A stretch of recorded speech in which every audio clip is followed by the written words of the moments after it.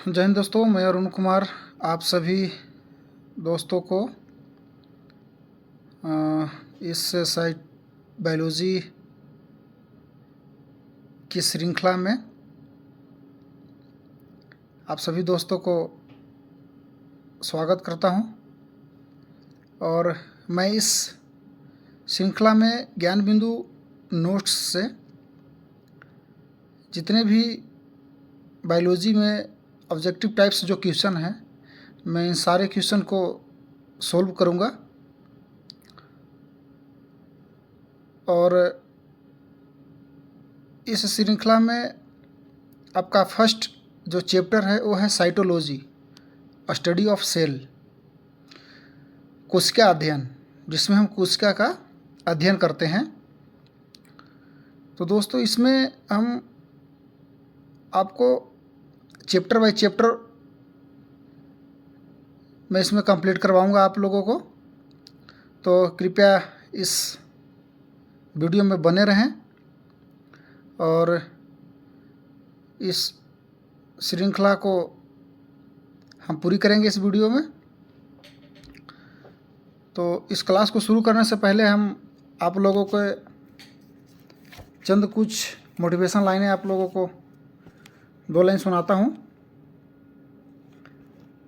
बारिश की बूंदें भले ही छोटी हो, बारिश की बूंदें भले ही छोटी हो, लेकिन उनका लगातार बरसना बड़ी नदियों का बहाव बन जाता है।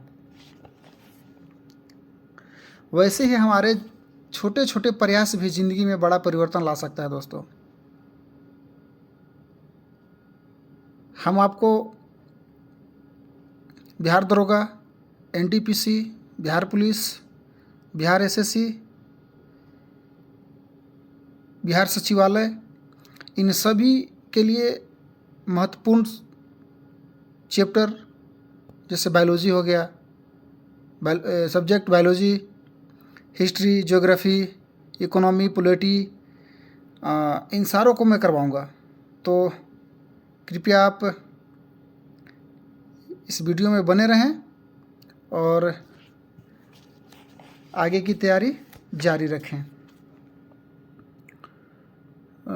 दोस्तों, तो फिर चलिए इस वीडियो को, इस चैप्टर को हम शुरुआत करते हैं। Cytology, study of cell. तो स्टडी ऑफ सेल में हम पढ़ेंगे, स्टडी ऑफ सेल का हमारा पहला क्वेश्चन है,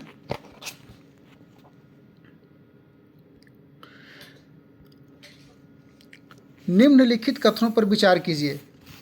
निम्नलिखित कथनों पर विचार कीजिए। पहला है, कोशिका सजीवों की रचनात्मक एवं क्रियात्मक इकाई है।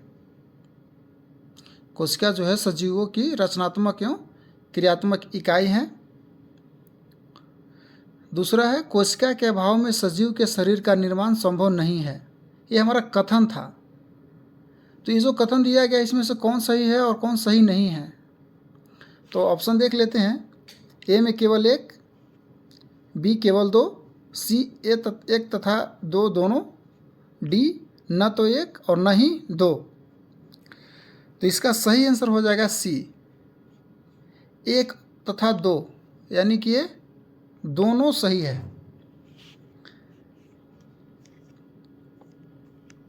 क्वेश्चन नंबर 2 देखते हैं। कोशिका के किस भाग को सम्मिलित रूप से साइटोसोम कहा जाता है? कोशिका के जो कोशिका होता है उसके किस भाग को सम्मिलित रूप से यानी पूर्ण रूप से साइटोसोम कहा जाता है? तो इसमें से आपका 2 का हो जाएगा, 2 का हो जाएगा। पहला देखिए, कोशिका झिल्ली, कोशिका द्रव, सी कोशिका द्रव स्थित कोशिकांग, और डी इनमें से सभी। तो इसका सही आंसर हो जाएगा इनमें से सभी। इनमें से सभी इसका राइट आंसर हो जाएगा। तीसरा क्वेश्चन देखते हैं दोस्तों। साइटोसोम के अंतर्गत निम्नलिखित में से कौन एक शामिल नहीं है? क्वेश्चन फिर से देखिए। साइटोसोम के अंतर्गत निम्नलिखित में से एक शामिल नहीं है। जो साइटोसोम में, इसमें से जो 4 ऑप्शन दे रखे हैं, इसमें से एक जो है वो साइटोसोम में सम्मिलित नहीं है। ए है केंद्रक, बी है कोशिका झिल्ली, सी है कोशिका द्रव स्थित कोशिकांग और डी है कोशिका द्रव स्थित कोशिकांग। तो 3 का हमारा राइट आंसर हो जाएगा केंद्रक। केंद्रक जो है साइटोसोम में सम्मिलित नहीं होता है।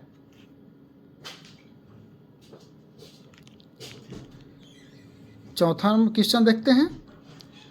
कोशिका द्रव में स्थित जीवित रचनाएं जिनमें बढ़ने तथा विभाजन की क्षमता होती है उसे क्या कहते हैं? कोशिका द्रव्य में स्थित जीवित रचनाएं जिनमें बढ़ने तथा विभाजन की क्षमता होती है उसे हम क्या कहेंगे?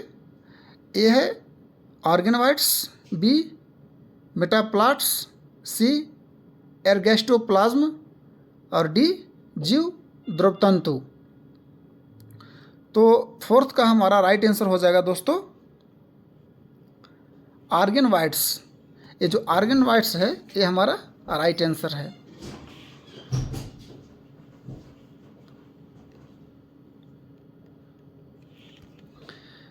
क्वेश्चन नंबर 5 का देख लेते हैं। निम्नलिखित में से कौन सी कोशिकीय रचना ऑर्गेनोइड्स नहीं है? निम्नलिखित में से कौन सी कोशिकीय रचना ऑर्गेनोइड्स नहीं है? तो 5 का जो सही आंसर हो जाएगा वो हो जाएगा रसधानियाँ। रसधानियाँ जो है और ऑर्गेनोइड नहीं है, कोशिकीय रचना का ऑर्गेनोइड्स नहीं है।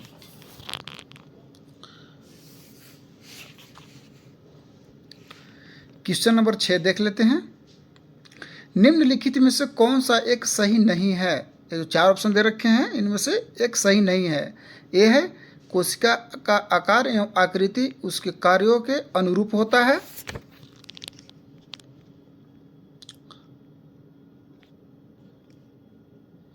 बी में है कोशिका की संख्या जीव के शरीर के आकार पर निर्भर करता है।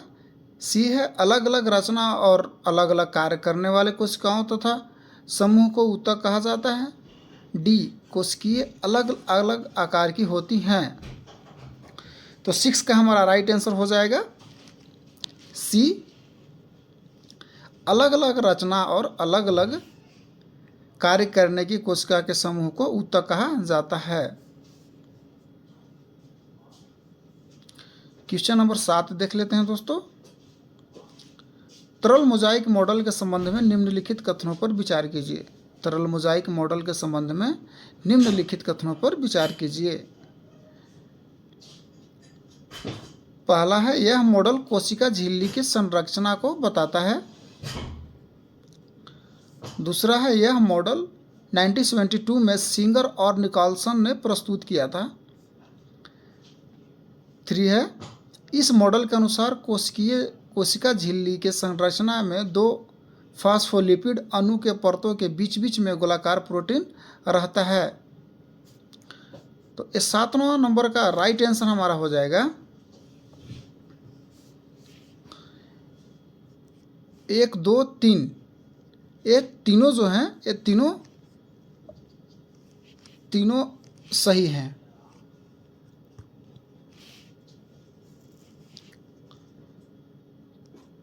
क्वेश्चन नंबर 8 देख लेते हैं।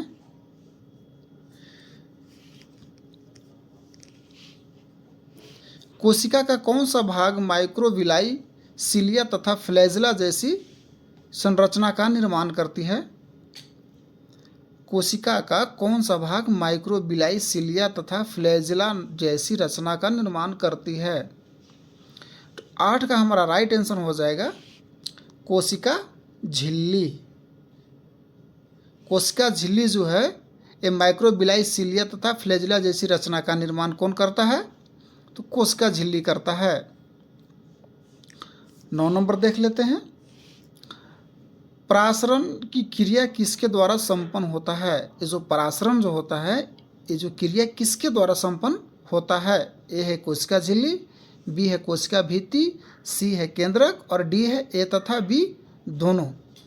तो 9 को हमारा आंसर हो जाएगा वो हो जाएगा कोशिका झिल्ली। परासरण की क्रिया कोशिका झिल्ली द्वारा संपन्न होता है।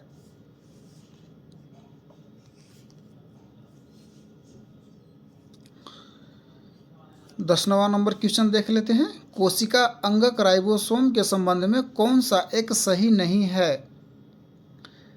क्वेश्चन दोबारा देखें। कोशिका अंगक राइबोसोम के संबंध में कौन सा एक सही नहीं है? पहला है राइबोसोम दो प्रकार के होते हैं, 70S तथा 80S। B, 70S ribosome prokaryotic में होते हैं तथा इनके दो सब यूनिट्स होते हैं, 38S तथा 50S।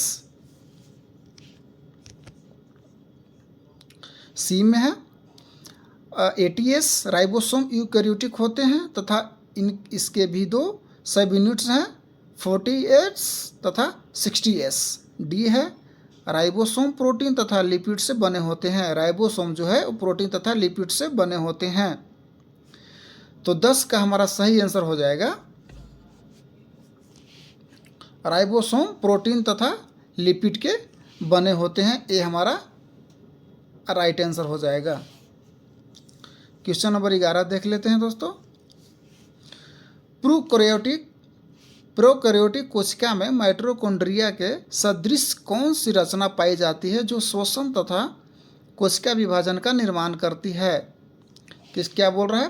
प्रोकैरियोटिक कोशिका माइटोकॉन्ड्रिया श्वसन तथा कोशिका विभाजन का कार्य करती है। ए है मीसोसोम, बी स्फीरोसोम, सी ग्लाइऑक्सिसोम और प्रॉक्सिसोम। तो 11 का हमारा राइट आंसर हो जाएगा प्रॉक्सिसोम। ये हमारा प्रॉक्सिसोम, ऑप्शन नंबर डी जो है ये हमारा राइट आंसर हो जाएगा। 12 नंबर क्वेश्चन देखते हैं। कोशिका के अंदर ग्लाइकोलिपिड व ग्लाइकोप्रोटीन निर्माण का सक्रिय स्थल कौन है? कोशिका के अंदर ग्लाइकोलिपिड एवं ग्लाइकोप्रोटीन का निर्माण सक्रिय स्थल कौन है? ए है अंतर्द्रव्य जालिका, बी है राइबोसोम, सी गोल्जी कॉय और डी लवक। ये हमारा 12 का राइट आंसर हो जाएगा गोल्जी कॉय।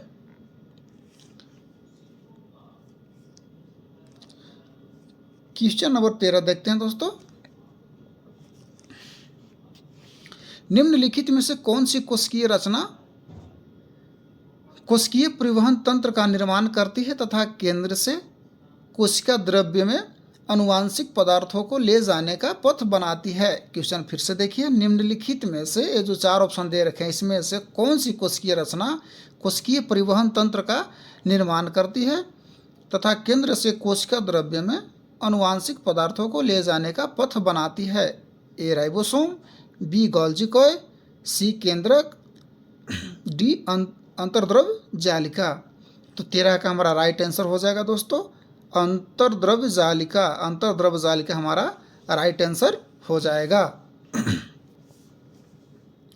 क्वेश्चन नंबर 14 देखते हैं। निम्नलिखित कथनों पर विचार कीजिए। निम्नलिखित कथनों पर विचार कीजिए जो कथन दे रखे हैं। इस पहला कथन है चिकनी अंतर्द्रव्य जालिका प्रोटीन के संश्लेषण तथा श्वसन में भाग लेती है। दूसरा, खुरदरी अंतर्द्रव्य जालिका लिपिड तथा स्टेरॉयड के संश्लेषण में सहायक होती है। पहला है केवल एक, दूसरा बी केवल दो, सी 1 तथा 2 दोनों, डी न तो 1 और न ही 2।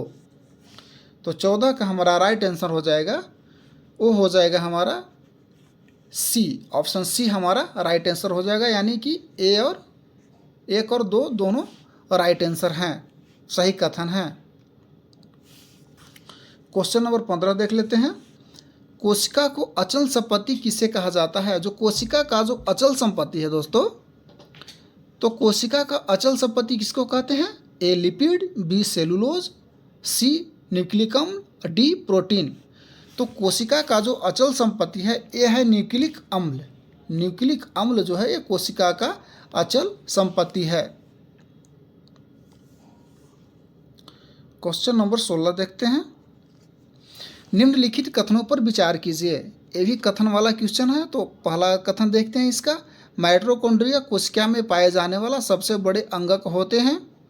2, हरित लवक को कोशिका का रसोई घर कहा जाता है। तीसरा, गोल्जी कॉय को कोशिका के अणुओं का ट्रैफिक कंट्रोलर कहा जाता है। जो ट्रैफिक कंट्रोलर है गोल्जी कॉय को कोशिका के अणुओं का ट्रैफिक कंट्रोलर कहा जाता है।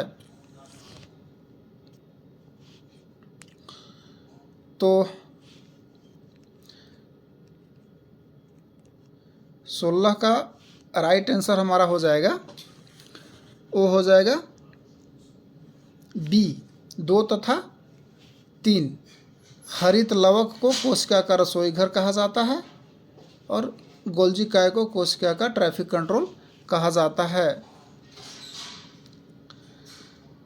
क्वेश्चन नंबर 17 में है, निम्नलिखित कथनों पर विचार कीजिए। पहला, डीएनए को आनुवांशिक पदार्थ कहा जाता है। दूसरा, जीन को आनुवांशिक इकाई कहा जाता है।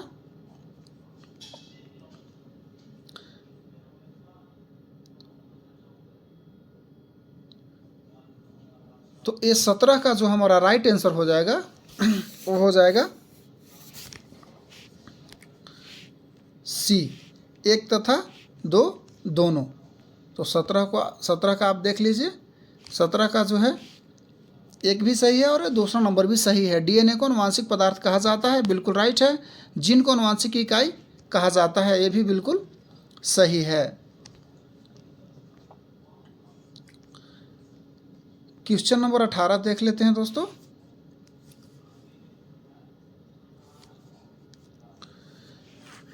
क्वेश्चन नंबर 18 को देख लेते हैं।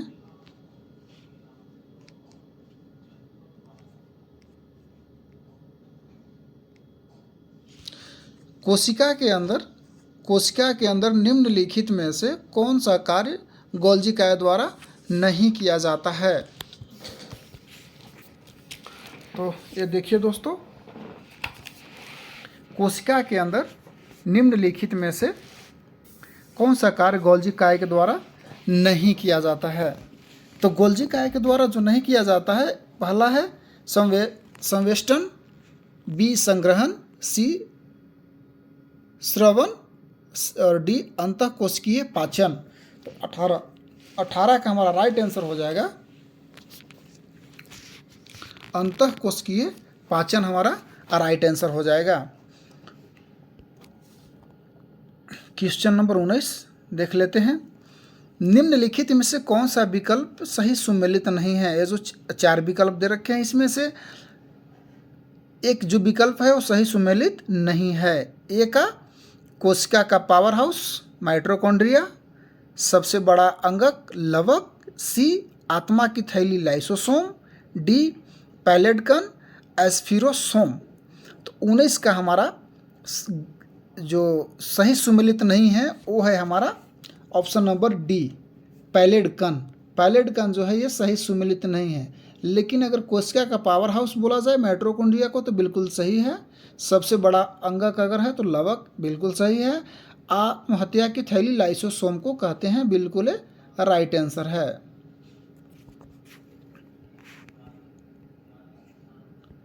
निम्नलिखित में कौन सा अर्धस्वयात कोशिकांग है? क्वेश्चन फिर से देखिए, ये 4 ऑप्शन दे रखे हैं, इसमें से कौन सा अर्धस्वयात कोशिकांग है? ऑप्शन ए हरित लवक, बी माइटोकॉन्ड्रिया, सी एक तथा बी दोनों, डी कोई नहीं। तो 20 का हमारा सही आंसर हो जाएगा ऑप्शन नंबर सी हरित लवक और माइटोकॉन्ड्रिया।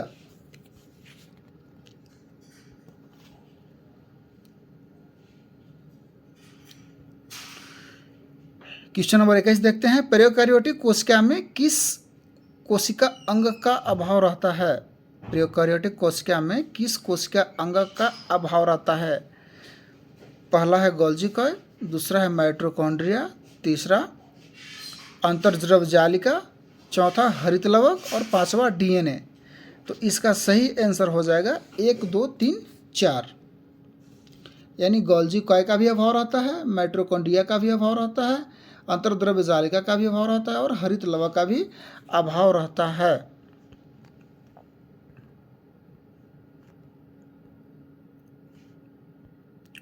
निम्नलिखित में कौन सी रचनाएं पादप कोशिका में पाए जाते हैं? निम्नलिखित में से कौन सी रचनाएं जो हैं वो पादप कोशिका में पाए जाते हैं परंतु जंतु कोशिका में नहीं पाए जाते हैं? तो ए है लवक, बी कोशिका भित्ति, सी बड़ी रिक्तिकाएं और डी इनमें से सभी। तो इसका हमारा सब राइट आंसर हो जाएगा डी। डी हो जाएगा, जिसमें लवक भी है, कोशिका भित्ति और बड़ी रिक्तिकाएं भी शामिल हैं। निम्नलिखित में कौन सी रचना जंतु कोशिका में पाया जाता है परंतु पौधों की कोशिका में नहीं? निम्नलिखित में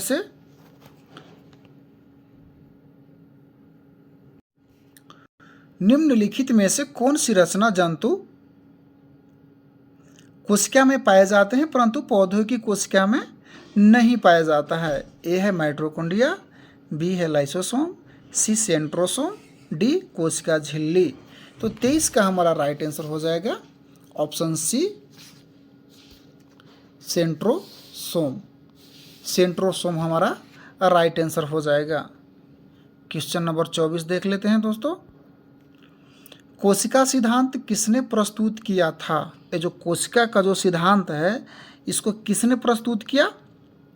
तो कोशिका का सिद्धांत को प्रस्तुत किसने किया? ये हम ऑप्शन देख लेते हैं। ए में है स्लाइडेन तथा स्वान, बी रॉबर्ट हुक तथा रॉबर्ट ब्राउन, सी जेड जैनसन तथा एच जैनसन, डी बाल्डेयर तथा विल्सन। तो A24 का जो हमारा कोशिका का जो सिद्धांत जो प्रस्तुत किए थे वो थे स्लाइडेन तथा स्वान। स्लाइडेन तथा स्वान जी ने कोशिका सिद्धांत को प्रस्तुत किया था। क्वेश्चन नंबर 25 देख लेते हैं दोस्तों।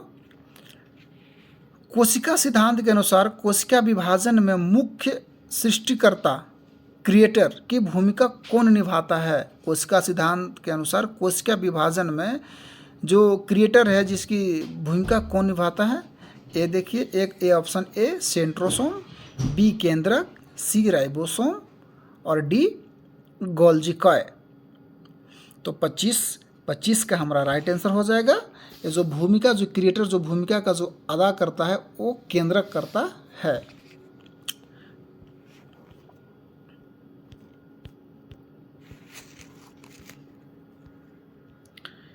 क्वेश्चन नंबर 26 देख लेते हैं।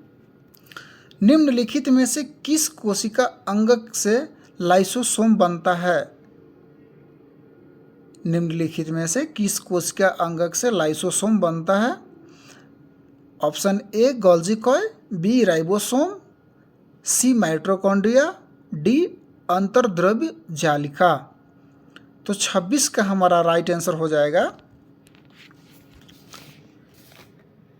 26 का हमारा जो राइट आंसर हो जाएगा दोस्तों वो हो जाएगा ऑप्शन ए। ऑप्शन ए जो हमारा हो जाएगा वो राइट आंसर हो जाएगा गोल्जी कॉय। गोल्जी कॉय जो है एक कोशिका अंगक से लाइसोसोम बनता है। 27 देख लेते हैं। क्वेश्चन नंबर 27, निम्नलिखित में से कौन सा कोशिका अंगक अपने डीएनए में उपस्थित जीन को सम्मिलित करते हुए इसके स्वयं के प्रोटीनों का संश्लेषण करता है? निम्नलिखित में से कौन सा कोशिका अंगक अपने डीएनए में उपस्थित जीन को सम्मिलित करते हुए इसके स्वयं के प्रोटीनों का संश्लेषण करता है? ऑप्शन ए माइटोकॉन्ड्रिया, बी लवक, सी एक तथा बी दोनों और डी अंतर्द्रव्य जालिका। तो 27 का हमारा राइट आंसर हो जाएगा सी। इसमें आपको माइटोकॉन्ड्रिया भी और एक लवक भी स्वयं प्रोटीनों का संश्लेषण करते हैं। क्वेश्चन नंबर 28 देख लेते हैं। निम्नलिखित कथनों पर विचार कीजिए। एक कथन वाला है।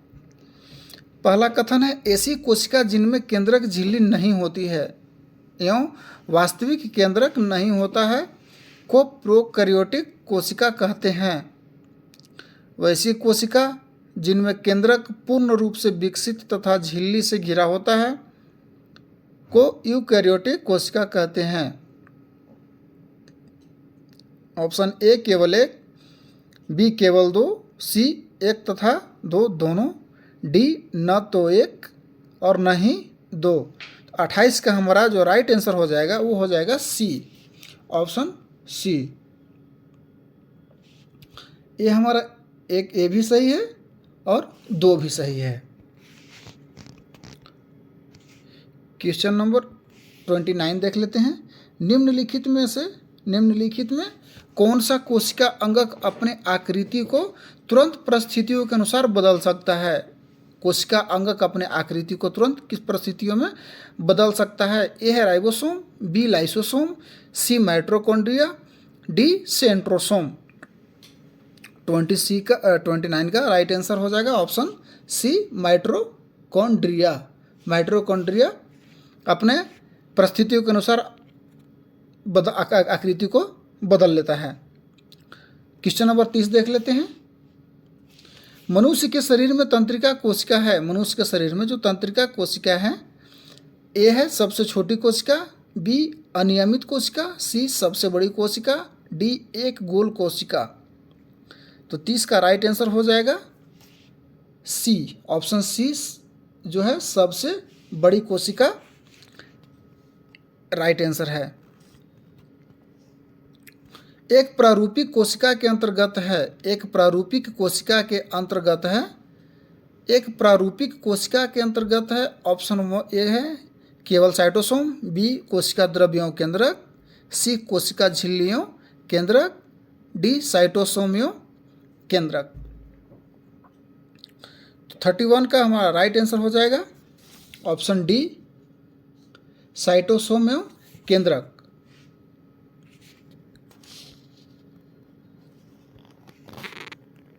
32 नंबर क्वेश्चन। सेंट्रोसोम विशेष रूप से भाग लेता है। ए कोशिका द्रव्य के निर्माण में, बी केंद्रक विभाजन में, सी कोशिका विभाजन में, डी कोशिकांगों के निर्माण में। तो 32 का हमारा जो राइट आंसर हो जाएगा वो हो जाएगा कोशिका विभाजन में। कोशिका विभाजन में किस में हो जाएगा? कोशिका विभाजन में।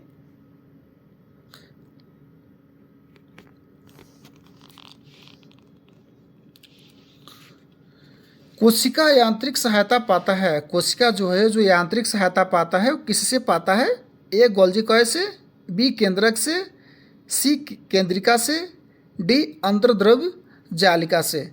तो 33 का हमारा राइट आंसर हो जाएगा डी अंतर्द्रव्य जालिका। अंतर्द्रव्य जालिका से कोशिका यांत्रिक सहायता पाया जाता है। 70S राइबोसोम पाया जाता है। जो 70S राइबोसोम है वो किस में पाया जाता है? पहला यूकैरियोटिक में, बी प्रोकैरियोटिक में, सी सभी जीवों में, डी सभी जंतुओं में। तो 34 का हमारा राइट आंसर हो जाएगा प्रोकैरियोटिक में। जो 70S जो पाए जाते हैं वो किस में पाया जाता है?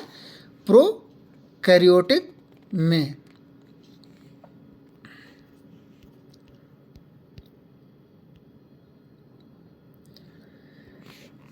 पैंतीस नंबर क्वेश्चन। रंगीन लवक को कहा जाता है। रंगीन लवक को क्या कहा जाता है? ए ल्यूकोप्लास्ट, बी क्लोरोप्लास्ट, सी क्रोमोप्लास्ट, डी कैरोटीन। तो 35 का हमारा जो राइट आंसर जो हो जाएगा वो हो जाएगा क्रोमोप्लास्ट। ये जो क्रोमोप्लास्ट है ना, ये हमारा राइट आंसर है। रंगीन लवक को, क्रोमोप्लास्ट को रंगीन लवक कहा जाता है। Question number 36। ग्रेनम पाया जाता है। ग्रेनम जो है वो किस में पाया जाता है? ए राइबोसोम में, बी क्लोरोप्लास्ट में, सी माइटोकॉन्ड्रिया में और डी केंद्रक में। 36 का हमारा राइट आंसर हो जाएगा क्लोरोप्लास्ट में। क्लोरोप्लास्ट में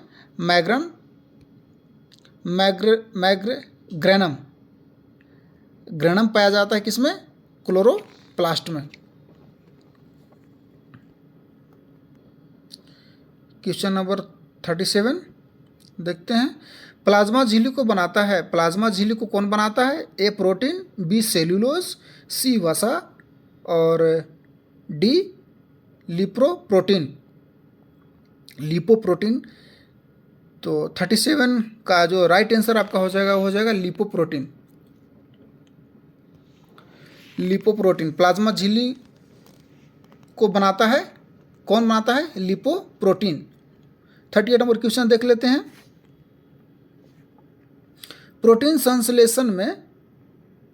संश्लेषण से संबंधित है, जो प्रोटीन जो संश्लेषण है इससे संबंधित है। ए है केंद्रक, बी राइबोसोम, सी क्रोमेटिन, डी कोशिका झिल्ली।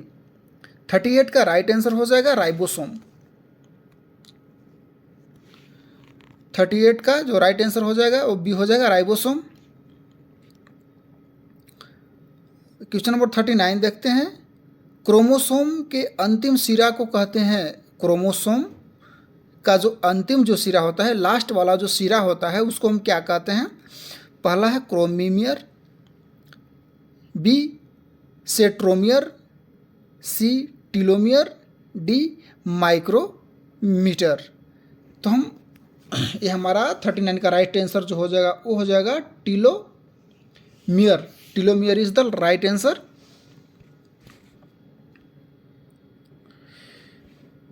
क्वेश्चन नंबर 40 देख लेते हैं। केंद्रक झिल्ली एवं माइटोकॉन्ड्रिया नहीं होता है। केंद्रक झिल्ली एवं माइटोकॉन्ड्रिया नहीं होता है। किस में नहीं होता है? ए है शुक्राणु कोशिका में, बी स्पंज कोशिका में, सी बैक्टीरिया में, डी प्रोटोजोआ में। तो 40 का हमारा जो राइट आंसर जो हो जाएगा दोस्तों वो हो जाएगा option number C. Option C is the right answer. केंद्रक झिल्ली और माइटोकॉन्ड्रिया नहीं होता है, वो बैक्टीरिया में नहीं होता है।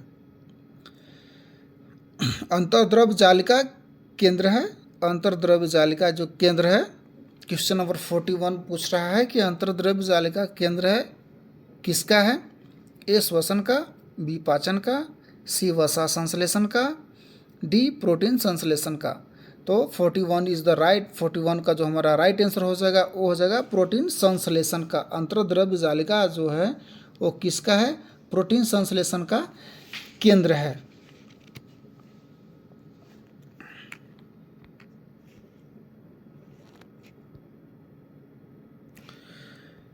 क्वेश्चन नंबर 42 देख लीजिए। निम्नलिखित किसकी अनुपस्थिति यानी किसकी एब्सेंट से पादप कोशिका जंतु कोशिका से भिन्न है? इसमें से क्या जो एब्सेंट है, जो अनुपस्थिति है जिसके कारण पादप कोशिका जंतु कोशिका से भिन्न होता है? तो 42 का जो एक ऑप्शन है mitochondria, B ribosome, C centriole, D अंतर्द्रव्य जालिका। तो 42 का राइट आंसर सी हो जाएगा। C is the right answer. Centriole जो है, सेंट्रियोल की अनुपस्थिति के कारण ही कोशिका जंतु कोशिका से भिन्न है।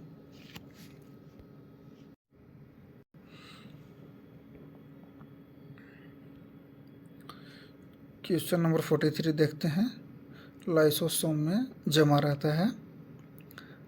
ऑप्शन ए ग्लाइकोप्रोटीन्स, बी वसा, सी आरएनए, डी पाचक एंजाइम।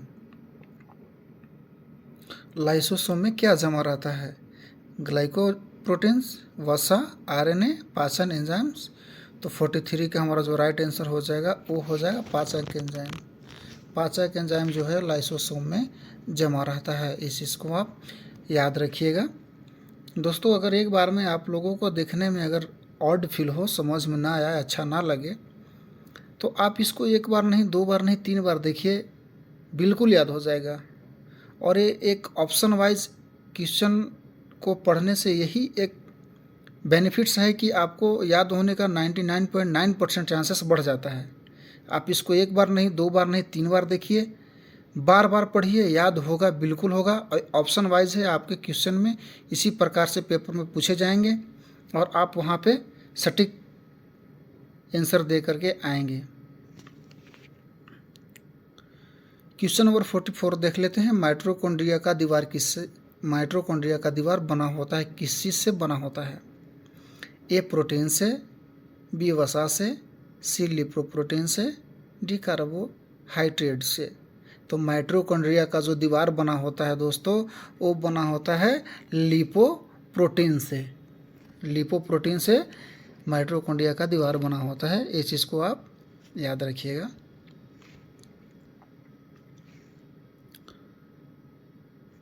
माइटोकॉन्ड्रिया संबंध है, माइटोकॉन्ड्रिया संबंध है।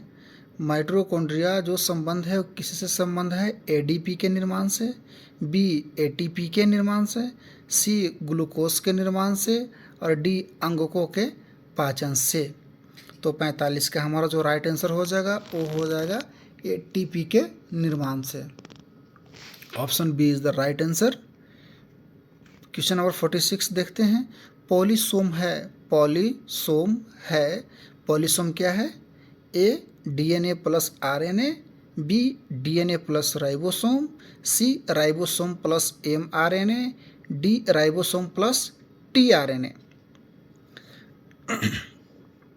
तो 46 का जो हमारा जो राइट आंसर हो जाएगा दोस्तों वो हो जाएगा option number C, ribosome plus mRNA जो पॉलीसोम है।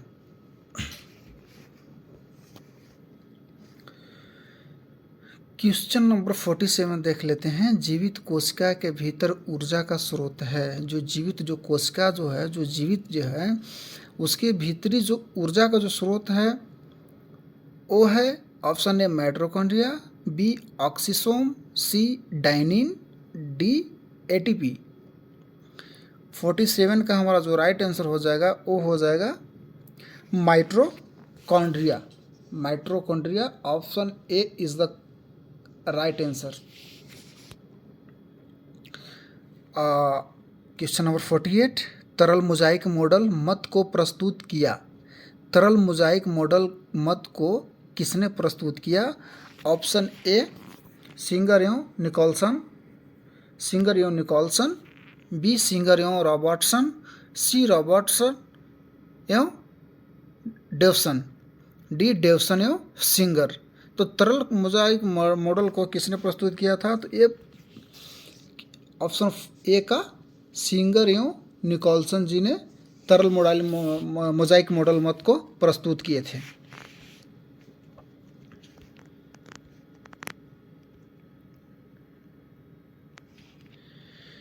Question number 49। कोशिका भित्ति पाई जाती है।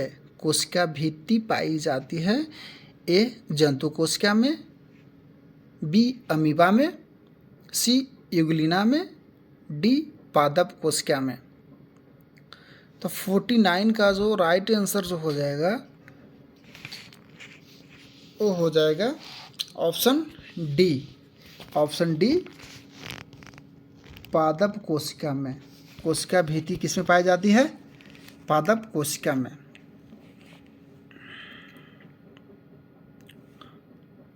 क्वेश्चन नंबर 50 देखते हैं।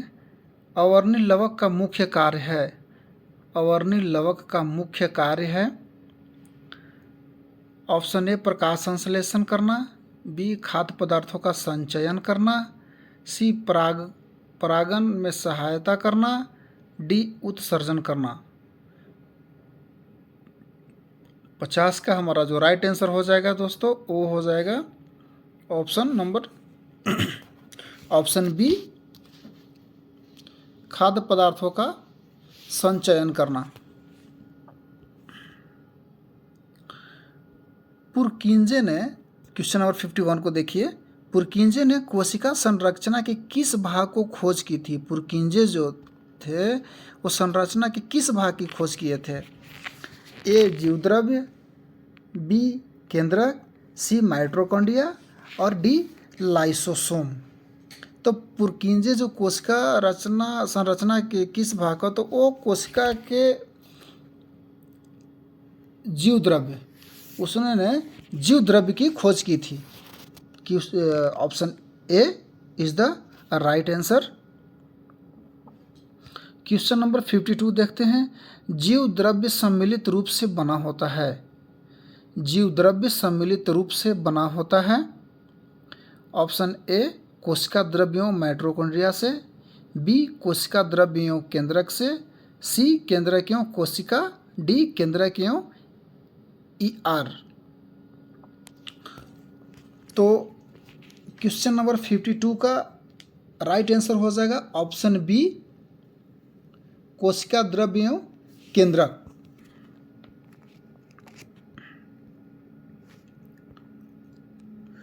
तिरपन, प्रश्न संख्या 53 को देखिए। कोशिका झिल्ली बनी होती है, कोशिका झिल्ली किसकी बनी होती है? ए लिपिड की, बी प्रोटीन की, सी लिपिड एवं प्रोटीन दोनों की, और डी इनमें से कोई नहीं।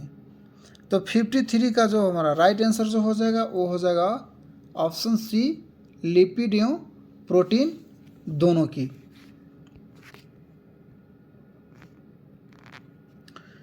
पौधों की कोशिकाओं को संरचनात्मक दृढ़ता प्रदान करता है। पौधों की कोशिकाओं को संरचनात्मक दृढ़ता प्रदान करता है।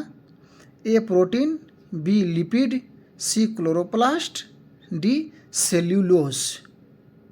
क्वेश्चन दोबारा सुने दोस्तों। पौधों की कोशिकाओं को संरचनात्मक दृढ़ता प्रदान करता है, कौन करता है? ए प्रोटीन, बी लिपिड, सी क्लोरोप्लास्ट और डी सेल्यूलोज। तो क्वेश्चन नंबर 54 का जो राइट आंसर हो जाएगा वो हो जाएगा option D, cellulose. Cellulose is the right answer. Correct answer आपका हो जाएगा सेल्यूलोज। क्वेश्चन 55 देख लेते हैं। झिल्ली युक्त कोशिकांग में पाए जाते हैं। झिल्ली युक्त जो कोशिकांग में क्या पाए जाते हैं? ए प्रोकैरियोटिक में, बी यूकैरियोट में, सी जीवाणु में और डी वायरस में। तो 55 का हमारा जो राइट आंसर हो जाएगा वो हो जाएगा ऑप्शन बी, यूकैरियोट में। क्वेश्चन नंबर 56 देख लेते हैं दोस्तों। किस प्रकार की झिल्ली नहीं होती है? किसी प्रकार की झिल्ली नहीं होती है। किस में नहीं होती है? जीवाणु में, बी अमीबा में, सी वायरस में, डी माइटोकॉन्ड्रिया में। तो ऑप्शन नंबर 56 का जो राइट आंसर हो जाएगा वो हो जाएगा ऑप्शन बी, अमीबा। अमीबा में, तो अमीबा में झिल्ली नहीं होता है। क्वेश्चन नंबर 57, ER की बाहरी झिल्ली में के ऊपर अवस्थित हो रहते हैं। ER की जो बाहरी झिल्ली में के ऊपर अवस्थित क्या रहता है? ए लाइसोसोम, बी सेंट्रोसोम, सी राइबोसोम और डी माइक्रोट्यूबुलस। तो 57 का जो राइट आंसर आपका हो जाएगा वो हो जाएगा option C, ribosome. Question number 58 देख लीजिए। वसा एवं कोलेस्ट्रॉल संश्लेषण में भाग लेती है। वसा एवं कोलेस्ट्रॉल संश्लेषण में भाग लेती है। तो इसमें ए है चिकनी ईआर, बी खुरदुरी ईआर, सी गोल्जी कॉय, डी लाइसोसोम। तो 58 का जो राइट आंसर जो हो जाएगा वो ऑप्शन ए हो जाएगा, चिकनी ईआर। 59 देख लीजिए। क्वेश्चन नंबर 59, राइबोसोम बना होता है। राइबोसोम किस से मिलके बना होता है? ए डीएनए एवं प्रोटीन से, बी आरएनए एवं प्रोटीन से, सी डीएनए एवं लिपिड से, डी आरएनए एवं डीएनए से। तो 59 का हमारा जो राइट आंसर हो जाएगा वो हो जाएगा ऑप्शन बी, आरएनए एवं प्रोटीन से।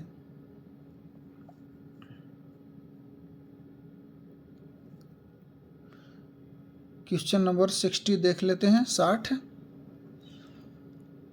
गोल्जी उपकरण नहीं पाए जाते हैं। गोल्जी उपकरण नहीं पाए जाते हैं। ए प्रोकैरियोट में, बी लाल रुधिर कणिकाओं में, सी नील रहित शैवाल में, डी सभी में। तो 60 का हमारा जो राइट आंसर जो हो जाएगा दोस्तों वो हो जाएगा इनमें से सभी में। प्रोकैरियोट में भी, लाल रुधिर कणिकाओं में और नील हरित शैवालों में। तो इनमें से सभी हमारा राइट आंसर हो जाएगा। क्वेश्चन नंबर 61 देख लेते हैं। समानांतर नलिकाओं का सिस्टनी, समानांतर नलिकाओं का सिस्टनी के समूह से बनी संरचना है। समानांतर नलिकाओं या सिस्टनी के समूह से बनी संरचना है। 61 का ऑप्शन सी जो है ये गोल्जी कॉय जो उपकरण है ये आपका समानांतर नलिकाओं सिस्टनों के समूह से बनी संरचना है। क्वेश्चन नंबर 62 देख लेते हैं। निम्नलिखित कोशिकांगों में कौन ER संश्लेषित पदार्थों का संचयन, रूपांतरण तथा पैकिंग कर कोशिका को अंदर एवं बाहर भेजता है? Option A ribosome, B lysosome, C mitochondria, D Golgi उपकरण। तो क्वेश्चन नंबर 62 का जो राइट आंसर हो जाएगा वो हो जाएगा गोल्जी उपकरण।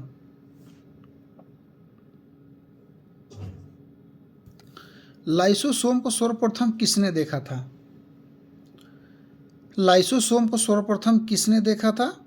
क्वेश्चन नंबर 63 पूछ रहा है कि लाइसोसोम को सर्वप्रथम किसने देखा था? ए कैमिलो गोल्जी ने, बी स्ट्रॉसबर्गर ने, सी क्रिश्चियन डी डवे ने और डी बिर्चो ने।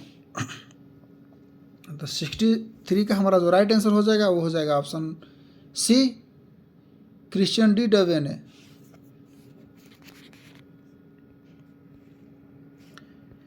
क्वेश्चन 64 देख लेते हैं। जीवाणु एवं वायरस से रक्षा करने वाला कोशिकांग है? Option A ER, B Golgi उपकरण, सी राइबोसोम, डी लाइसोसोम। 64 का हमारा जो राइट आंसर हो जाएगा वो हो जाएगा option D lysosome. Question number 65 देखते हैं। क्रिस्टी कहाँ पाए जाते हैं? क्रिस्टी कहाँ पाए जाते हैं? ए माइटोकॉन्ड्रिया में, बी लाइसोसोम में, सी केंद्रक में, डी लवक में। तो 65 का हमारा जो राइट आंसर हो जाएगा वो हो जाएगा ऑप्शन ए माइटोकॉन्ड्रिया में। क्वेश्चन नंबर 66 देख लेते हैं। श्वसन से संबंधित एंजाइम मौजूद रहते हैं। श्वसन से संबंधित एंजाइम मौजूद रहते हैं, वो किस में रहते हैं? ए राइबोसोम में, बी माइटोकॉन्ड्रियल गुहा मैट्रिक्स में, सी ER में और डी लवक में। तो 66 का हमारा जो राइट आंसर हो जाएगा वो हो जाएगा ऑप्शन बी माइटोकॉन्ड्रियल गुहा मैट्रिक्स में। क्वेश्चन नंबर 67 देख लेते हैं। रंगहीन एवं श्वेत प्लास्टिड को कहते हैं? रंगहीन एवं श्वेत प्लास्टिड को क्या कहते हैं? ए क्रोमोप्लास्ट, बी क्लोरोप्लास्ट, सी ल्यूकोप्लास्ट, डी इनमें से कोई नहीं। तो 67 का हमारा जो राइट आंसर हो जाएगा वो हो जाएगा ऑप्शन सी ल्यूकोप्लास्ट।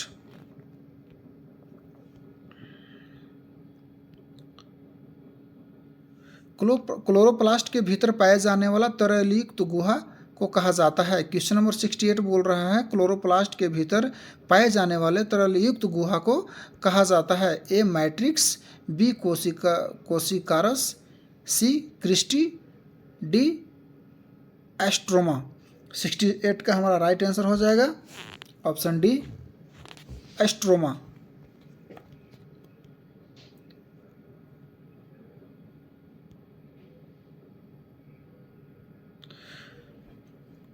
Question number 69। कोशिका कला वर्णात्मकतः पारग में होती है क्योंकि ए यह वर्णित जैव अणुओं से बनी होती है, बी यह उच्चतर सांद्रता वाले क्षेत्र से निम्नतर सांद्रता वाले क्षेत्र की ओर कुछ पदार्थों का अभिगमन नहीं होने देती, सी जैव अणुओं का संचलन केवल विशिष्ट सांद्रता पर होता है, डी यह कुछ अणुओं के अंदर या बाहर की ओर संचलन कोशिका से होने देती है जबकि अन्य अणुओं के संचलन को रोक दिया जाता है। तो 69 का जो राइट आंसर हो जाएगा वो हो जाएगा option number D. Option D is the right answer है।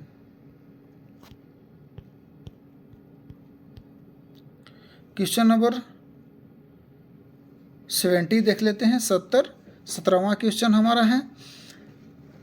न्यूक्लियम के बाहर DNA कहाँ मिलता है? न्यूक्लियम के बाहर DNA कहाँ मिलता है?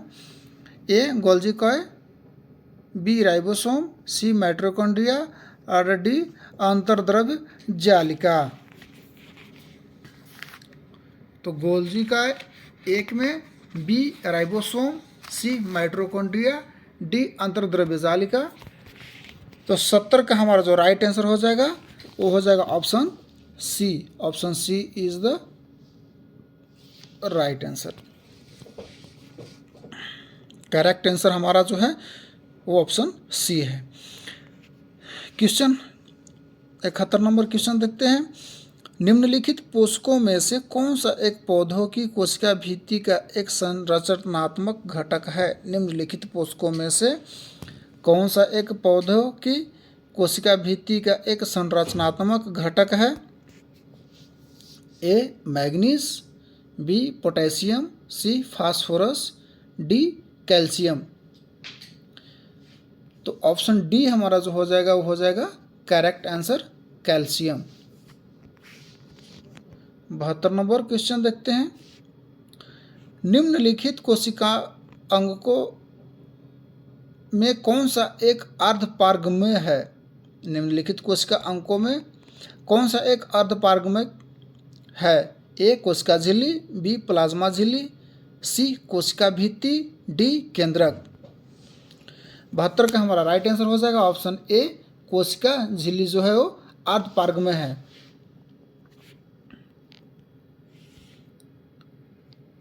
Question number 73। कोशिका के बारे में निम्नलिखित में से कौन सा सही नहीं है? ये जो दे रखे हैं 4 ऑप्शन, इसमें से एक जो है कोशिका के लिए सही नहीं है। ए कोशिका के आकार और आत्म अमाप विशिष्ट कार्य से संबंधित होते हैं। बी कुछ कोशिकाओं के बदले आकार होते हैं। सी प्रत्येक कोशिका में निष्पादन की अपनी क्षमता होती है। डी सभी देह ऊतकों में एक ही प्रकार की कोशिकाएं विद्यमान रहती है। ये तो डी जो है ये सही नहीं है, बाकी सारे सही हैं। तो इसमें से पूछ रहा है कि इसमें से कौन सा सही नहीं है, तो डी वाला जो है सभी देह ऊतकों में एक ही प्रकार की कोशिकाएं विद्यमान होती हैं, एक गलत है। निम्नलिखित में सबसे छोटी कोशिका है। Question number 74। निम्नलिखित में से सबसे छोटी कोशिका कौन है? ए माइकोप्लाज्मा, बी अमीबा, सी श्वेत रक्त कणिका, डी लाल रक्त कणिका। तो 74 का हमारा जो राइट आंसर हो जाएगा वो हो जाएगा माइकोप्लाज्मा। 75। कोशिकीय व आणविक जीव विज्ञान केंद्र कहाँ स्थित है? कोशिकीय एवं आणविक जीव विज्ञान केंद्र कहाँ स्थित है? Option A Mumbai, B Kolkata, C Bengaluru, D Hyderabad. 75 का हमारा राइट आंसर हो जाएगा हैदराबाद। कोशिका का जीवित अंश जीव द्रव्य कहलाता है। यह किससे बना होता है? कोशिका का जो जीवित अंश जीव द्रव्य कहलाता है, यह किससे बना होता है? तो यह बना होता है ऑप्शन नंबर डी, कोशिका द्रव्य, केंद्रक द्रव्य और अन्य कोशिकांगों से। क्वेश्चन नंबर 77 देखते हैं। सर्वाधिक संख्या 2n के गुणसूत्र पाए जाते हैं। सर्वाधिक संख्या 2n में गुणसूत्र पाए जाते हैं। ए गन्ना में, बी आलू में, सी मनुष्य में, डी ऑफिग्लोलियोसस में। तो 77 का हमारा जो राइट आंसर हो जाएगा वो हो जाएगा ऑप्शन नंबर डी, ऑफियोग्लोसस में।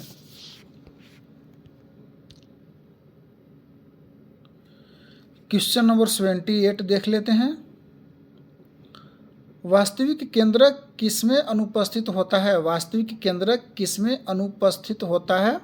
ए जीवाणु में, बी हरे शैवालों में, सी कवकों में, डी लाइकेनों में।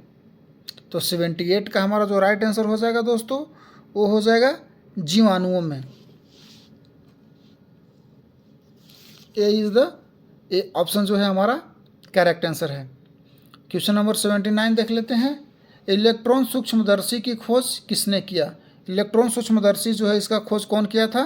ए नॉल तथा रस्का ने, बी स्लाइडेन तथा श्यान ने, सी फ्लेमिंग तथा ब्राउन ने, डी वाटसन तथा क्रिक ने। तो ये हमारा राइट आंसर हो जाएगा ऑप्शन ए, नॉल तथा रस्का ने इलेक्ट्रॉन सूक्ष्मदर्शी का खोज किया था। क्वेश्चन नंबर 80 देख लेते हैं।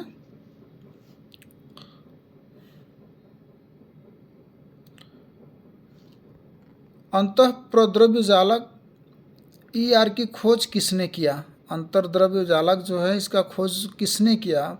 ए सुट्टन ने, बी पोर्टर ने, सी वाटसन ने और डी रॉबर्ट्स ने। तो 880 का जो हमारा राइट आंसर हो जाएगा वो हो जाएगा ऑप्शन बी पोर्टर ने। Porter is the right answer. गुणसूत्र क्रोमोसोम जो है सब प्रदान किसने किया था? गुणसूत्र जो क्रोमोसोम का जो शब्द है वो सर्वप्रथम किसने प्रदान किया, यानी किसने दिया?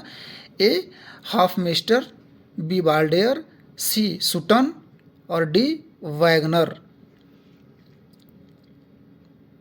81 का हमारा जो राइट आंसर हो जाएगा वो हो जाएगा option B Waldeyer.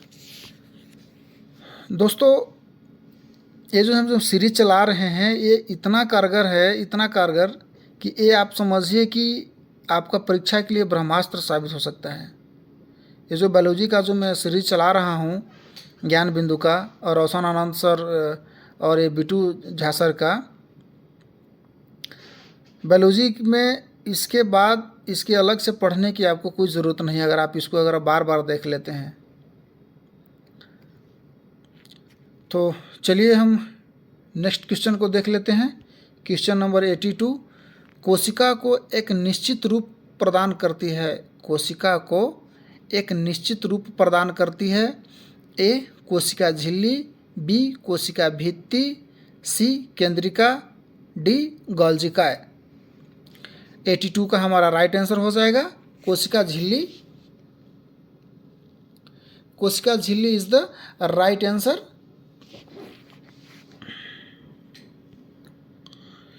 Question number 83, कोशिका द्रव्य में उपस्थित महीन शाखित झिल्लीदार और अनियमित नलिकाओं का घना जाल कहलाता है। क्या कहलाता है? ए गोल्जिका, बी माइटोकॉन्ड्रिया, सी राइबोसोम, डी अंतर्द्रव जालिका। तो 83 का राइट आंसर हो जाएगा ऑप्शन डी अंतर्द्रव प्रद्रव्य जालिका। क्वेश्चन नंबर 84 देख लेते हैं। प्रोटीन निर्माण का सक्रिय स्थल है। प्रोटीन निर्माण का सक्रिय स्थल है। ए lysosome, B ribosome, C mitochondria, D गोल्जिका। 84 का राइट आंसर जो हो जाएगा वो हो जाएगा हमारा ribosome. Ribosome is the right answer. इसमें प्रोटीन निर्माण का सक्रिय स्थल जो है वो राइबोसोम है। क्वेश्चन नंबर 85 देख लेते हैं दोस्तों। कौन सा कोशिकांग केवल पादप कोशिका में पाया जाता है? कौन सा कोशिकांग केवल पादप कोशिका में पाया जाता है? ए कोशिका भित्ति, बी लवक, सी रिक्तिकाएं और डी उपयुक्त सभी। 85 का हो जाएगा ऑप्शन डी उपयुक्त सभी। कोशिका भित्ति भी हो जाएगा, लवक भी हो जाएगा और रिक्तिकाएं भी हो जाएगा। क्वेश्चन नंबर 86 देख लेते हैं। कोशिकीय श्वसन का सक्रिय स्थल है। कोशिकीय श्वसन का जो सक्रिय स्थल है, ए गोल्जिका, बी माइटोकॉन्ड्रिया, सी राइबोसोम, डी लाइसोसोम। 86 का हमारा जो राइट आंसर हो जाएगा वो हो जाएगा ऑप्शन बी माइटोकॉन्ड्रिया।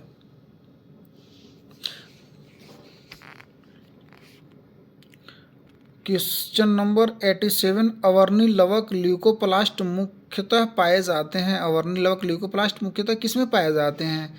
ए जड़ों की कोशिकाओं में, बी तनों की कोशिकाओं में, सी पत्तियों की कोशिकाओं में, डी फूलों की कोशिकाओं में। तो क्वेश्चन नंबर 87 का राइट आंसर जो हो जाएगा वो हो जाएगा ऑप्शन ए जड़ों की कोशिकाओं में। अवर्णी लवक जो ल्यूकोप्लास्ट पाए जाते हैं वो जड़ों की कोशिकाओं में पाए जाते हैं। मित्रों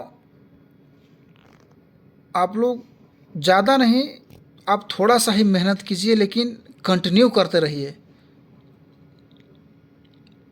मैं बोल रहा हूँ फिर से, धीरे धीरे ही करते रहिए, थोड़ा थोड़ा ही करते रहिए। 10-10 क्वेश्चन ही याद कीजिए लेकिन कंटिन्यू याद कीजिए। ये हो ही नहीं सकता है कि आप अपने मुकाम तक ना पहुंच पाएँ। ये हो ही नहीं सकता कभी। बिल्कुल आप अपने मुकाम तक पहुंचेंगे।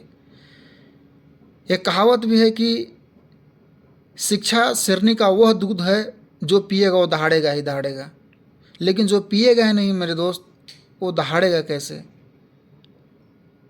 किस्मत के भरोसे ना रहें, तैयारी करें, पढ़ें, बिल्कुल होगा, ना कि तो संभावना ही नहीं कि नहीं होगा।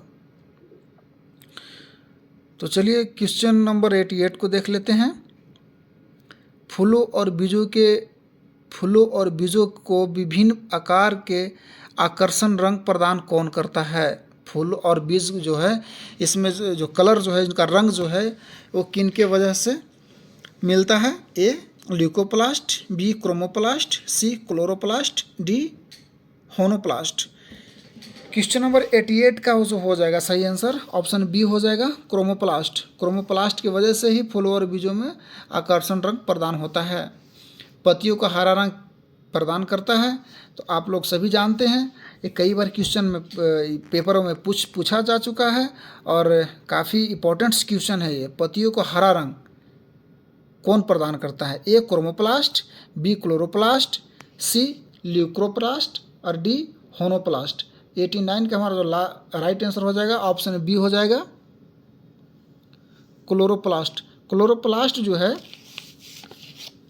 ये पत्तियों को हरा रंग प्रदान करता है। क्वेश्चन नंबर 90 देख लेते हैं। 90, कोशिका की आत्महत्या की थैली किससे कहा जाता है। कोशिका की आत्महत्या की थैली, देखिए भी बहुत मतलब इम्पोर्टेंट क्वेश्चन है ये, बार बार पूछा जाता है दोस्तों, मैंने ये हाईलाइट क्वेश्चन है ये। कोशिका की आत्महत्या की थैली किसे कहा जाता है। ए लाइसोसोम, बी राइबोसोम, सी न्यूक्लियोस और डी गोल्जिका।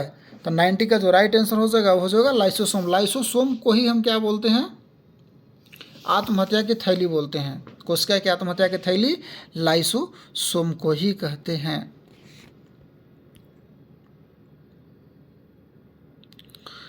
क्वेश्चन नंबर 91 देख लेते हैं। लाइसोसोम में पाए जाने वाला वह एंजाइम जिनमें जीव द्रव्य को घोल देने या नष्ट कर देने की क्षमता होती है, वह क्या कहलाता है। ए तेल साइप, बी साइटोप्लाज्म, सी न्यूक्लियोप्लाज्म, डी हाइड्रोलाइटिक एंजाइम। 91 का राइट आंसर हो जाएगा ऑप्शन डी, हाइड्रोलाइटिक एंजाइम।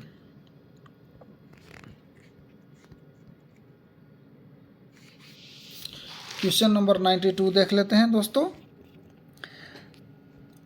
पादप कोशिकाओं का सबसे बाहरी आवरण कहलाता है। पादप कोशिका का जो सबसे बाहरी वाला जो आवरण होता है उसको क्या कहते हैं। ए कोशिका झिल्ली, बी कोशिका भित्ति, सी टोनोप्लास्ट, डी अंतः प्रद्रव्य जालिका।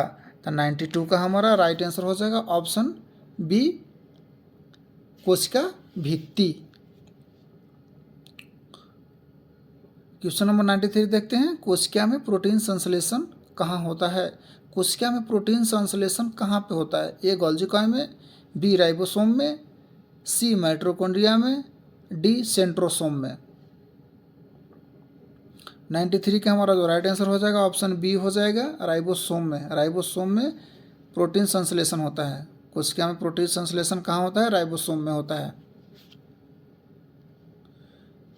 क्वेश्चन नंबर 94 को देखते हैं। निम्नलिखित में से कौन सबसे बड़ा कोशिकांग है। सबसे बड़ा कोशिकांग कौन है। ए गुणसूत्र, बी माइटोकॉन्ड्रिया, सी प्लास्टिक और डी गोल्जिका। 94 का हमारा जो राइट आंसर हो जाएगा वो हो जाएगा option C, plastic. Question number 95 देखते हैं। कोशिका का ऊर्जा गृह यानी पावर हाउस, कोशिका का पावर हाउस किसे कहा जाता है। ए गोल्जिका, बी न्यूक्लियोस, सी माइटोकॉन्ड्रिया, डी राइबोसोम। 95 का जो राइट आंसर हो जाएगा वो हो जाएगा माइटोकॉन्ड्रिया।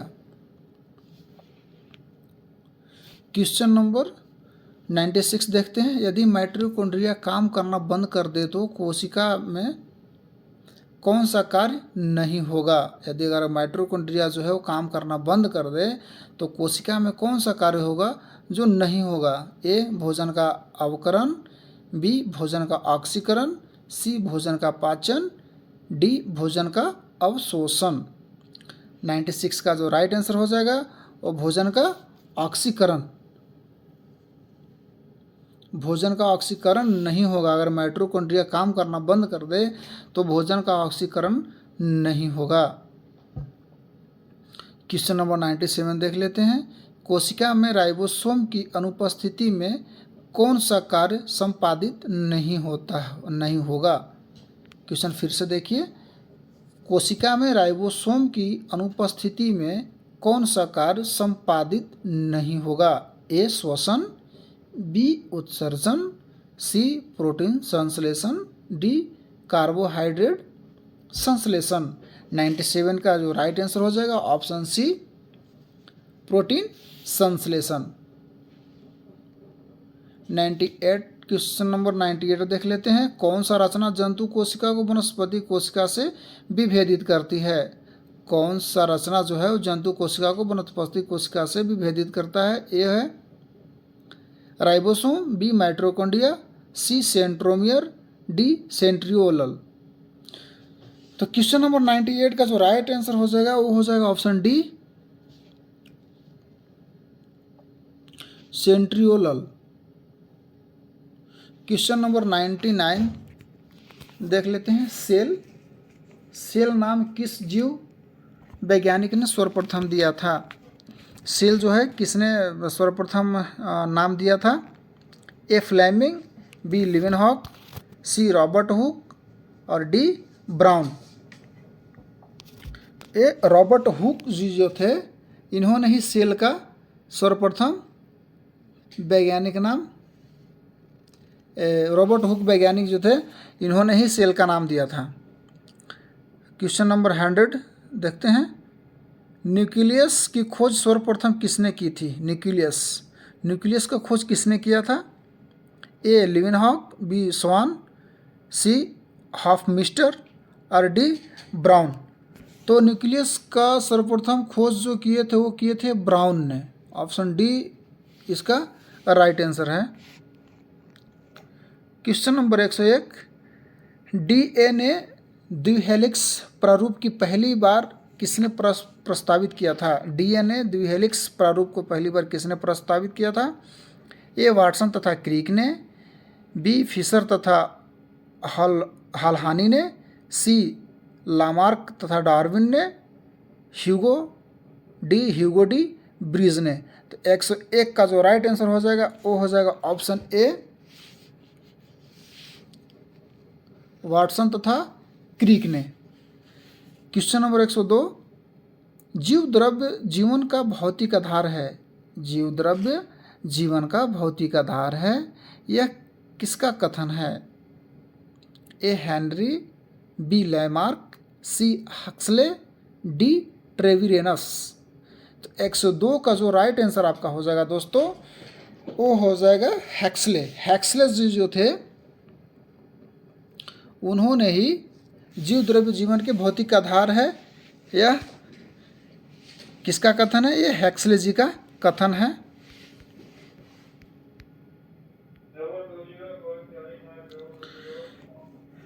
क्वेश्चन नंबर 103 देख लेते हैं। जीव द्रव्य शब्द का प्रयोग सर्वप्रथम किसने किया था। जीव द्रव्य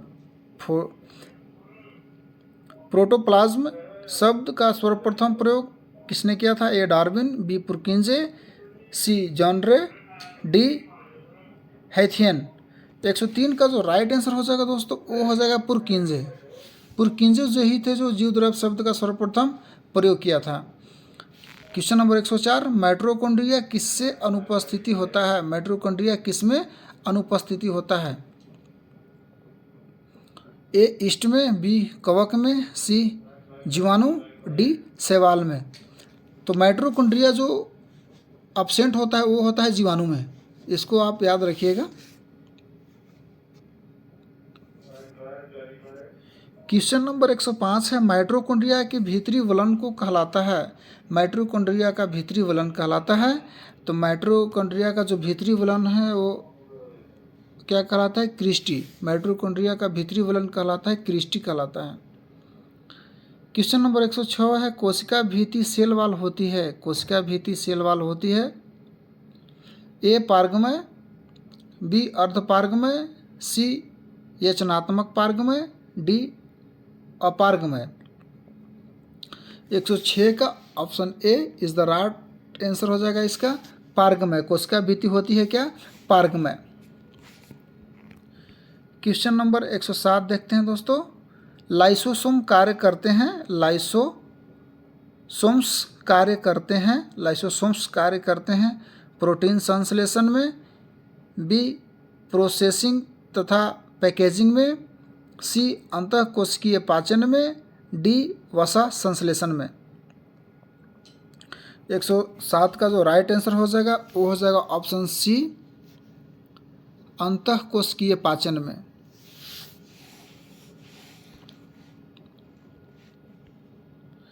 क्वेश्चन नंबर 108 देख लेते हैं। कौन सा अंगक प्राय जंतु कोशिका में उपस्थित नहीं होता है? कौन सा अंगक प्राय जंतु कोशिका में उपस्थित नहीं होता है?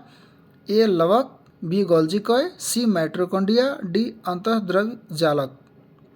108 का जो राइट आंसर हो जाएगा वो हो जाएगा ऑप्शन ए लवक। 109 में प्रोग्राम्ड सेल डेथ का कोशिकीय एवं आणविक नियंत्रण क्या कहलाता है? A apoptosis, B ageing, D degeneration, C necrosis. 109 का जो राइट आंसर हो जाएगा ये हो जाएगा option A apoptosis. Apoptosis is the right answer. Question number 110 देख लेते हैं दोस्तों। कौन सा कोशिकांग प्रोटीन संश्लेषण में प्रमुख भूमिका निभाता है? कौन सा कोशिकांग प्रोटीन संश्लेषण में प्रमुख भूमिका निभाता है? ए लाइसोसोम एवं सेंट्रोसोम, बी एंडोप्लाज्मिक एटिक्यूलम एवं राइबोसोम, सी गोल्जी कॉय उपकरण एवं माइटोकॉन्ड्रिया, डी लाइसोसोम एवं माइटोकॉन्ड्रिया। तो 110 का जो राइट आंसर हो जाएगा दोस्तों वो हो जाएगा ऑप्शन नंबर बी एंडोप्लाज्मिक एटिक्यूलम एवं राइबोसोम। क्वेश्चन नंबर 111 देख लेते हैं दोस्तों। निम्नलिखित में से कौन सा कोशिकांग डीएनए रखता है? निम्नलिखित में से कौन सा जो कोशिकांग है जो डीएनए रखता है? ए माइटोकॉन्ड्रिया, बी गोल्जी कॉय, सी लाइसोसोम और डी सेंट्रियोल। तो 111 का हमारा जो राइट आंसर हो जाएगा वो हो जाएगा ऑप्शन ए माइटोकॉन्ड्रिया।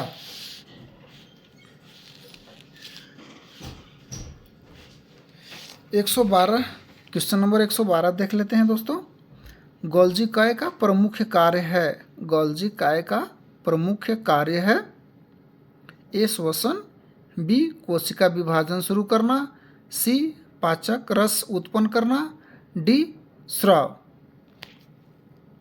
स्राव जो है ऑप्शन डी। 112 का जो हमारा राइट आंसर हो जाएगा ऑप्शन डी सुस्राव।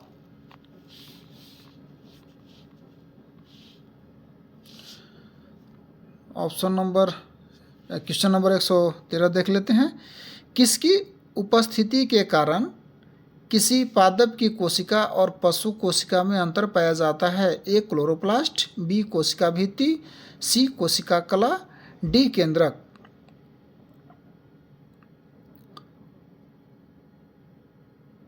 तो 113 का जो राइट आंसर हो जाएगा दोस्तों वो हो जाएगा आपका क्लोरोप्लास्ट। 113 का राइट आंसर हो जाएगा क्लोरोप्लास्ट। क्वेश्चन नंबर 114 देख लेते हैं।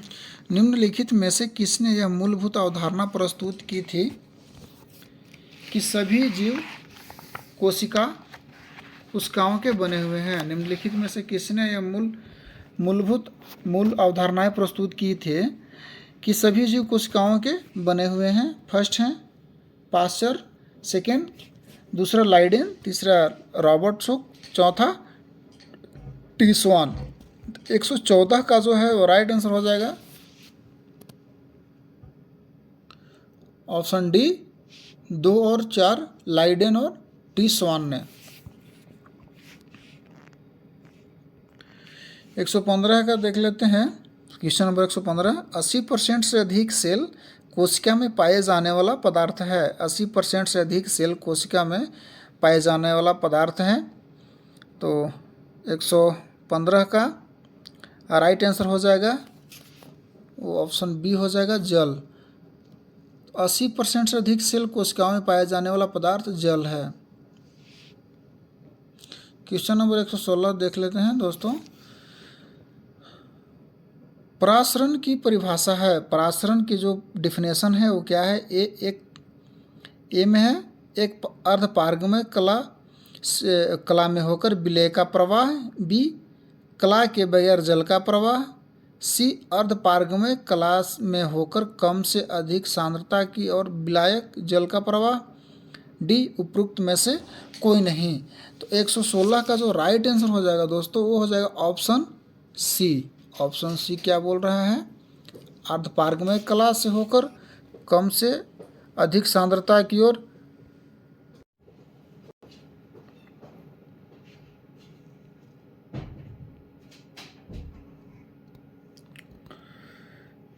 क्वेश्चन नंबर 117 देखते हैं।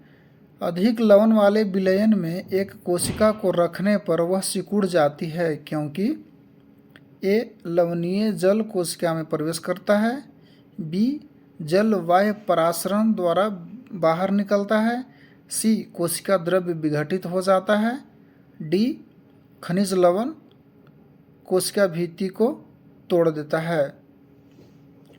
117 का जो राइट आंसर हो जाएगा वो हो जाएगा ऑप्शन बी, जल बाह्य परासरण द्वारा बाहर निकलता है।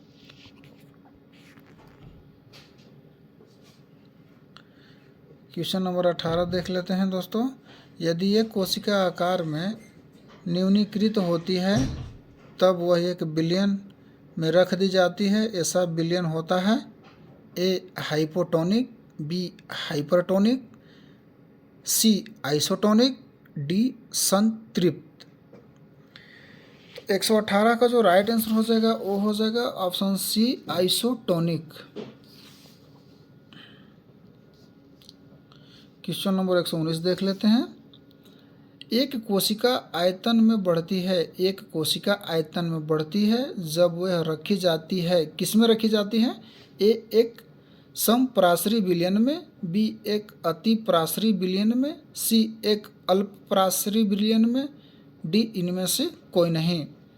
119 का जो राइट आंसर हो जाएगा वो हो जाएगा ऑप्शन बी, एक अति पराशरी विलयन में। क्वेश्चन नंबर 120 देख लेते हैं दोस्तों। बीज फूलते हैं जब जल में रखे जाते हैं। बीज फूलते हैं जब जल में रखे जाते हैं, वो किसके कारण होता है? ए, परासरण के कारण। बी, अंतः शोषण के कारण। सी, जलीय अपघटन के कारण। डी, जीव द्रव्य कुंचन के कारण। 120 का जो राइट आंसर हो जाएगा वो हो जाएगा अतिशोषण।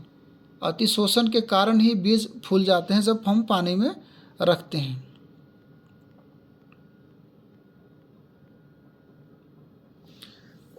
क्वेश्चन नंबर 121, लकड़ी के बने दरवाज़ों का वर्षा ऋतु में फूलना वो क्या कहलाता है? ये भी अंतः शोषण के कारण ही होता है। अगर हम लकड़ी के दरवाजे को पानी में अगर बारिश में छोड़ दें तो वो फूल जाएगा। इसका कारण क्या है कि यह अंतः शोषण के कारण फूल जाता है।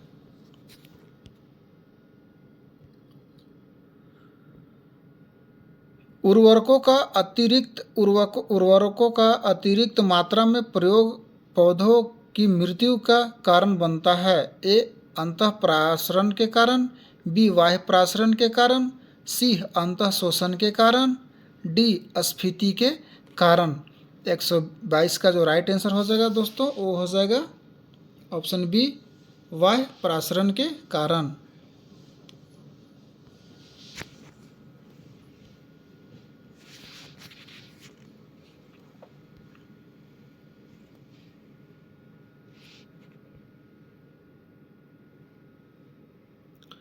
क्वेश्चन नंबर 123 देख लेते हैं दोस्तों। केंद्रक के विभाजन को क्या कहते हैं? जो केंद्रक है इसके विभाजन को हम क्या कहेंगे? केंद्रक के विभाजन को क्या कहेंगे? ए है cytokinesis, B crossing over, C karyokinesis, D pachytene. केंद्रक के विभाजन को हम क्या कहेंगे? तो ए है, option A is the right answer, इसको बोलेंगे साइटोकिनेसिस। क्वेश्चन नंबर 124 देखते हैं। शरीर के वृद्धि एवं मरम्मत हेतु कौन सा कोशिका विभाजन उत्तरदायी है? शरीर जो है, बॉडी में जो वृद्धि जो होती है, वह मरम्मत हेतु कौन सी कोशिका विभाजन उत्तरदायी है? ए अर्धसूत्री, बी समसूत्री, सी अर्धसूत्री और डी इनमें से कोई नहीं। 124 का जो राइट आंसर हो जाएगा ऑप्शन बी हो जाएगा। समसूत्री जो है वो शरीर की वृद्धि मरम्मत हेतु कोशिका का विभाजन में उत्तरदायी है। क्वेश्चन नंबर 125 देख लेते हैं। केसेरुकु के वृषण यानी टेस्टिस में शुक्राणु स्पर्म का निर्माण करता है। ऑप्शन ए केवल माइटोसिस द्वारा, बी केवल इमाइटोसिस तथा माइटोसिस द्वारा, सी केवल मियोसिस द्वारा, डी मियोसिस तथा माइटोसिस द्वारा। 125 का जो राइट आंसर हो जाएगा दोस्तों वो हो जाएगा ऑप्शन सी केवल मियोसिस द्वारा।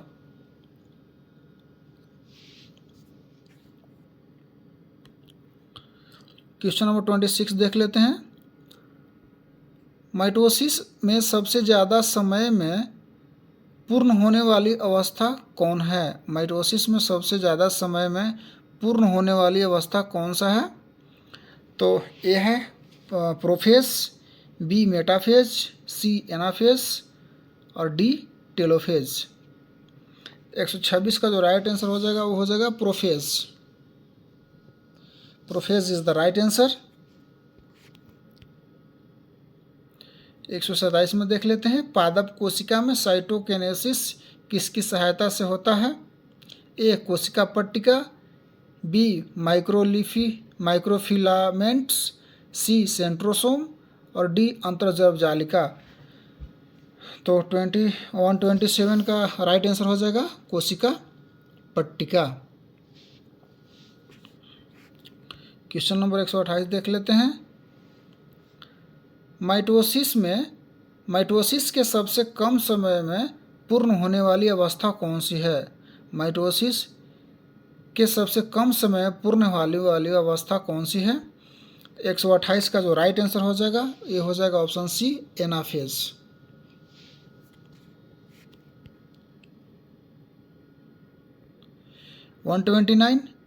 क्वेश्चन नंबर 129 देख लेते हैं। एक कोशिका के माइटोसिस द्वारा कितने बार विभाजन से 256 कोशिकाएं बनेंगी, यानी 256 कोशिकाएं बनेंगी? क्वेश्चन फिर से देखिए। एक कोशिका के माइटोसिस द्वारा कितने बार विभाजन से 256 कोशिकाएं बनेंगी? तो ए 8, बी 32, सी 64, सी 225। इसका जो राइट आंसर हो जाएगा वो हो जाएगा option A 8।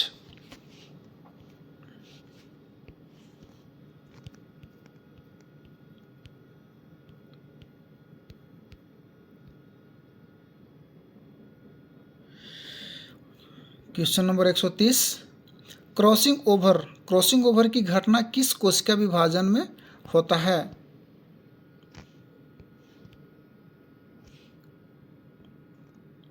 A असूत्री, B समसूत्री, C अर्धसूत्री, D इनमें से कोई नहीं। तो क्रॉसिंग ओवर की घटना जो इसको जो होता है ये होता है ऑप्शन सी अर्धसूत्री। क्वेश्चन नंबर 131 देख लेते हैं। पारगति किस अवस्था में होता है? प्रगति किस अवस्था में होता है?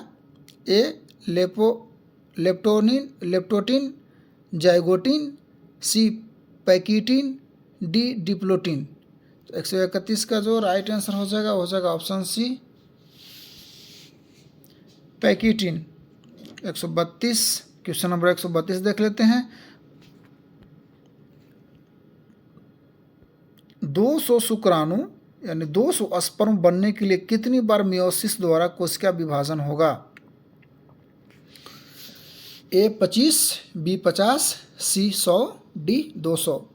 तो 132 का जो राइट आंसर हो जाएगा ऑप्शन बी 50 हो जाएगा। 50 बार विभाजन होगा तब जाकर 200 स्पर्म बनेंगे। टेलोफेज की विपरीत अवस्था होता है। टेलोफेज की विपरीत अवस्था होता है ए प्रोफेज, बी मेटाफेज, सी एनाफेज, डी अंतर व्यवस्था। तो 133 का जो राइट आंसर हो जाएगा ये हो जाएगा option A prophase.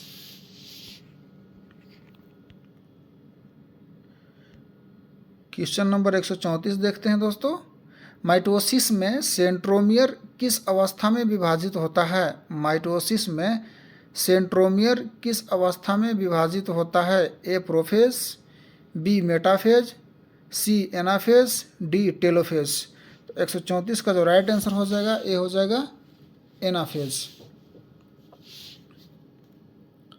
Question number 135 देख लेते हैं। निम्नलिखित कथनों पर विचार कीजिए। ए पहला है समसूत्री विभाजन में कोशिका केवल एक बार विभाजित होती है एवं क्रोमोसोम भी एक बार विभाजित होता है। क्रोमोसोम एक बार होता है और समसूत्री विभाजन में।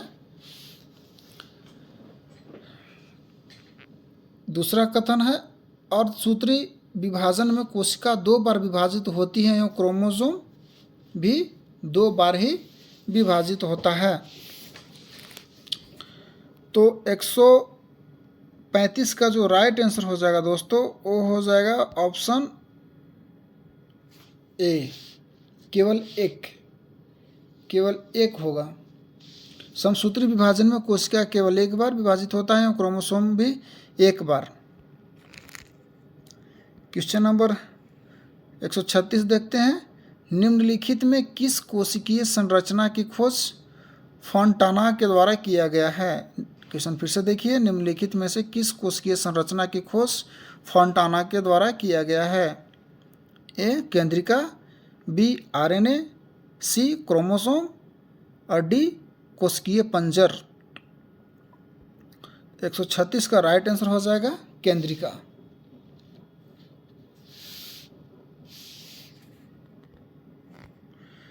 क्वेश्चन नंबर 37 देखते हैं और इस चैप्टर का आखिरी क्वेश्चन है, लास्ट क्वेश्चन है। प्राणी के जीवन इतिहास में समसूत्री विभाजन का कार्य निम्न है। क्वेश्चन फिर से देखिए। प्राणी के जीवन इतिहास में समसूत्री विभाजन का कार्य निम्न है। ए एक कोशिकीय जीवों में प्रजनन, बी बहुकोशिकीय जीवों में वृद्धि, सी क्षतिग्रस्त ऊतकों की मरम्मत और डी उपरोक्त सभी। तो ऑप्शन डी इसमें सही है। ए भी सही है, बी भी सही है और डी सही है। उपरोक्त सभी जो हैं समसूत्री विभाजन का कार्य। तो मैं आशा करता हूं दोस्तों कि मैं अच्छी तरह से आप लोगों को ये साइटोलॉजी में स्टडी ऑफ सेल कोशिका अध्ययन का चैप्टर को आप लोगों को करवाया। आप लोग इसे मैं उम्मीद करता हूं कि आप लोगों को मैं अच्छी तरह से समझा चुका हूं।